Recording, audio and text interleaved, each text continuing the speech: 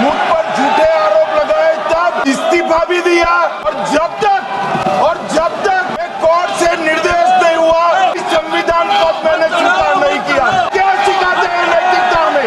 मैं तो इस्तीफा देकर गया था। Minister, when he was the Home Minister of Gujarat, the morality of that point of time.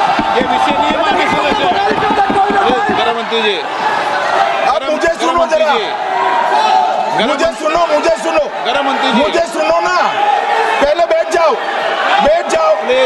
आज की तीन बड़ी खबर। भारत की पार्लियामेंट में 3 बिल पेश किए गए मोदी सरकार की जानिब से। पार्लियामेंट में बहुत बड़ा हंगामा। दूसरी खबर, एक ऐसा मुल्क जहां पर जुमे की नमाज छोड़ने पर होगी जेल, जुर्माना भी देना पड़ेगा।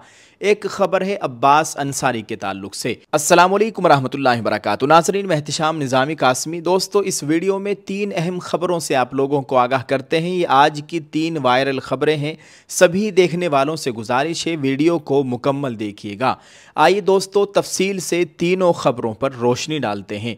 नाज़रीन, आज की पहली सबसे ज़्यादा वायरल खबर है, हुकूमत ने आज 20 अगस्त 2025 बुध के रोज़ पार्लियामेंट में 3 बिल पेश किए, जिनके तहत अगर वज़ीर आज़म, मरकज़ी वज़ीर या मरकज़ के ज़ेर इंतज़ाम इलाके के वज़ीर आला या वज़ीर को संगीन फ़ौजदारी इल्ज़ामात में गिरफ़्तार या हिरासत में लिया जाता है तो उन्हें ओहदे से हटाने का एहतिमाम किया गया है।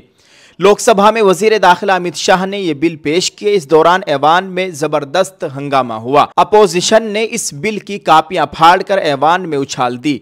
अमित शाह ने लोकसभा में मरकज़ के ज़ेर इंतज़ाम हुकूमत तरमीमी बिल 2025, आइन 130वीं तरमीम बिल 2025 और जम्मू कश्मीर तंजीम-ए-नू तरमीमी बिल 2025 पेश किए।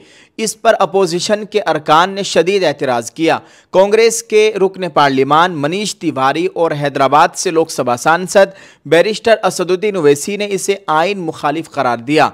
वज़ीर दाखिला ने कहा कि ये इल्ज़ाम गलत है कि बिल जल्दबाजी में लाया गया है। उन्होंने कहा कि बिल को मुश्तरका कमेटी को भेजा जाएगा, जिसमें हुकूमत और अपोजिशन दोनों के रुकन शामिल होंगे और वो इस पर गौर के बाद अपनी रिपोर्ट ऐवान में पेश करेंगे। अमित शाह का अपोजिशन पर निशाना। अमित शाह अपोजिशन के हंगामे के दौरान अपनी नशिस्त पर खड़े होकर बोले कि अब आप मेरी बात सुने। जब मुझ पर इल्ज़ाम लगाया गया था उस वक्त मैंने गिरफ्तार होने से पहले अखलाकी बुनियाद पर अपने ओहदे से इस्तीफ़ा दे दिया था और जब तक मैं अदालत से बेगुनाह साबित नहीं हुआ मैंने कोई आइनी ओहदा नहीं संभाला। ये मुझे क्या अखलाकियात सिखाते हैं? हम भी चाहते हैं कि अखलाकी कदरें और मजबूत हों। गिरफ्तारी से पहले मैंने इस्तीफ़ा दिया था, सबको याद होगा। कांग्रेस ने किया तीनों बिलों का शदीद एहतिजाज। लोकसभा में वज़ीर दाखिला के ज़रिए ये बिल पेश किए जाने के बाद ज़बरदस्त हंगामा शुरू हो गया। कांग्रेस ने कहा कि हुकूमत को ये बिल वापस लेना चाहिए। कांग्रेस के केसी वेणुगोपाल ने कहा कि हम इस बिल की मुखालिफत करते हैं, ये मुल्क के आइन के ख़िलाफ़ है। उन्होंने इल्ज़ाम लगाया कि यह बिल अपोजिशन की रियासती हुकूमतों को निशाना बनाने के लिए लाया जा रहा है।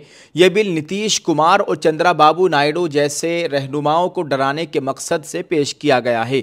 असदुद्दीन ओवैसी ने भी की मुखालिफत। रुकन पार्लिमान असदुद्दीन ओवैसी ने भी इस बिल की मुखालिफत की। ओवैसी ने कहा कि यह बिल किसी भी लिहाज से दुरुस्त नहीं है। मैं और मेरी पार्टी इसकी मुखालिफत करते हैं। यह बिल कई उसूलों को नज़रअंदाज करता है जो गलत है। हम इस बिल के ख़िलाफ़ है। कांग्रेस के रुकन पार्लिमान मनीष तिवारी ने कहा कि हिंदुस्तान के आइन का बुनियादी ढांचा कहता है कि कानून की हुक्मरानी होनी चाहिए। कानून की हुक्मरानी की बुनियाद यह है कि आप बेगुनाह हैं जब तक आपका जुर्म साबित ना हो।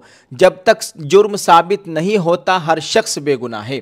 दोस्तों, ये आज की खबर थी जो पार्लियामेंट से मौसूल हुई और आज हमारे मुल्क में सबसे ज़्यादा यही खबर चली है। आप इस ताल्लुक़ से क्या कहेंगे?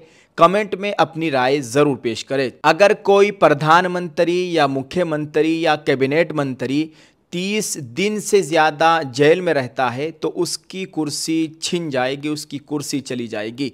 अपोजिशन ये इल्ज़ाम लगा रहे हैं कि ये चंद्राबाबू नायडू और नीतीश कुमार को डराने और धमकाने के लिए ये बिल लाया गया है और ये गलत है। इस बिल पर खूब चर्चाएं हो रही है मुल्क भर में। आप इस ताल्लुक से क्या कहेंगे, कमेंट में अपनी राय जरूर पेश करें। हम आपके लिए लेकर आए हैं बेहतरीन इंडियन प्रोडक्ट, आप इनको एक मर्तबा जरूर इस्तेमाल करके देखिए। दोस्तों, ये मेरे हाथों में आप देख सकते हैं अल नुसरत साबुन है, ये नहाने वाला साबुन है। अब इन्होंने बहुत सारे अपने प्रोडक्ट तैयार कर लिए हैं। ये अल नुसरत हर्बल शैम्पू है, ये अल नुसरत हेयर ऑयल है, यह अल नुसरत की क्रीम है। आप इन तमाम प्रोडक्ट को अगर आप डिस्ट्रीब्यूटर के तौर पर हासिल करना चाहते हैं तो स्क्रीन पर दिए गए नंबरात पर आप राब्ता कीजिए। अगर आप अल नुसरत साबुन को मीशो से खरीदना चाहते हैं तो इसका लिंक इस वीडियो के डिस्क्रिप्शन में, आप यहां से इसको हासिल कर सकते हैं।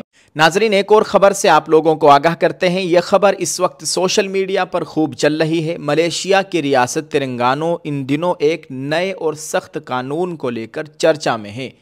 यहाँ की पैन मलाइशियन इस्लामिक पार्टी यानी PAS की हुकूमत ने एक बड़ा फैसला लिया है, जिसके तहत अगर कोई मुसलमान शख्स बग़ैर किसी ठोस वजह के जुमे की नमाज छोड़ देता है तो उसे 2 साल तक जेल और 3000 मलेशिया की करेंसी रिंगिट तकरीबन 61,780 रुपये तक जुर्माना हो सकता है। ये कानून क्यों लाया गया? रियासत के इत्तलाती तबलीग और शरई इख्तियारात के वज़ीर मोहम्मद खलील अब्दुल हादी के मुताबिक इस कानून का मकसद इस बात को यकीनी बनाना है कि जुमे की नमाज को सिर्फ़ एक मजहबी रस्म के तौर पर न देखा जाए बल्कि अल्लाह की इताअत के तौर पर देखा जाए। इससे कबल तेलंगाना में लगातार 3 बार नमाज छोड़ने पर सज़ा का बंदोबस्त था, लेकिन अब नई तरमीम के बाद एक बार फिर नमाज न पढ़ने पर भी कार्रवाई होगी। सियासी माना और तनाज़ा सियासी तज्ज़ियाकारों का मानना है कि ये तब्दीली आइंदा इंतखाबात को मद्देनज़र रख कर की गई है। PAS पार्टी खुद को इस्लाम का सबसे बड़ा मुहाफिज कहकर वोटरों को अपनी तरफ मुतवज्जो करना चाहती है।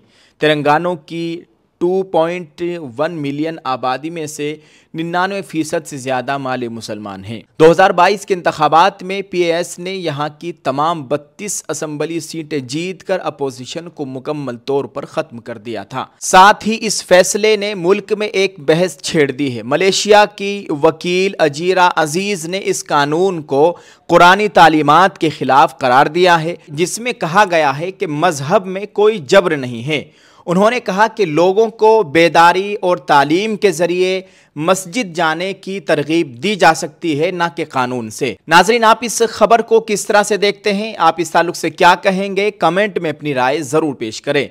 दोस्तों, एक और ख़बर से आप लोगों को आगाह करते हैं। साबिक मेंबर पार्लियामेंट मरहूम मुख्तार अंसारी के बेटे विधायक अब्बास अंसारी के मुतालिक एक बड़ी खबर सामने आई है। अब्बास अंसारी को बड़ी राहत देते हुए इलाहाबाद हाई कोर्ट ने MP MLA की खुसूसी अदालत मऊ की तरफ से सुनाई गई 2 साल की सजा को मनसूख कर दिया है। अब्बास अंसारी ने इस सजा को चैलेंज करते हुए हाई कोर्ट में दरखास्त दायर की थी।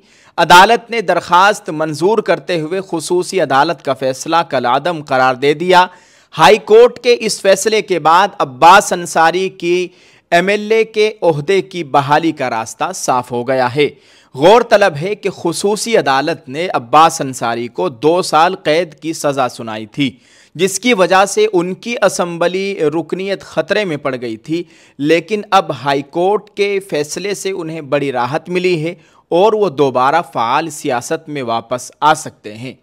नाजरीन, आप इस ताल्लुक से क्या कहेंगे, कमेंट में अपनी राय ज़रूर पेश करें। दुआ करें अल्लाह ताला हम सब के हाल पर रहम फरमाए, हमारे मुल्क में अमन व अमान की सूरत हाल कायम फरमाए। अल्लाह ताला भारत के मुसलमानों की जान माल इज़्ज़त आबरू की मुकम्मल हिफाजत फरमाए, आमीन। आप सभी देखने वालों से गुजारिश है, वीडियो के कमेंट में एक प्यारा सा दुआया जुमला ज़रूर लिखिएगा। हमारे इस उर्दू न्यूज़ इंडिया चैनल को सपोर्ट कीजिए, हमारे चैनल से जुड़े इस चैनल को सब्सक्राइब कर लीजिए, अपने दोस्त अहबाब के साथ इसको शेयर कर दीजिए। जज़ाकल्लाह।